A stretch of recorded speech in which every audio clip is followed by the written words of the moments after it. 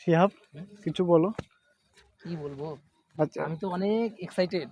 আমাদের এলাকায় আমরা ছোটবেলায় যে অবস্থা দেখেছি, ঠিক আছে, হারিকেন দিয়ে আমাদের পড়াশোনা করতে হইতো। তারপরে সন্ধ্যা হইলেই অন্ধকার, রাস্তায় কোনো এরকম আচ্ছা আমরা বাল্ব যে জ্বলতো না, লাইট জ্বলতো না। মানে বাড়ি, রাস্তা থেকে আমাদের বাড়ি যে এত কাছে, বাজার থেকে আমাদের বাড়ি এত কাছে, তাও আসতে ভয় লাগতো। সেই জায়গায় এখন বিদ্যুৎ চলে আসছে, ইনশাল্লাহ রাস্তা হয়ে যাইতেছে। এর থেকে আনন্দের আর কি হতে পারে? আচ্ছা আমাদের এই যে রাত্রে যে রাস্তা দেখতে আসছি অনুভূতিটা কি তুমি বলো তো? অনুভূতিটা, I am excited excited excited.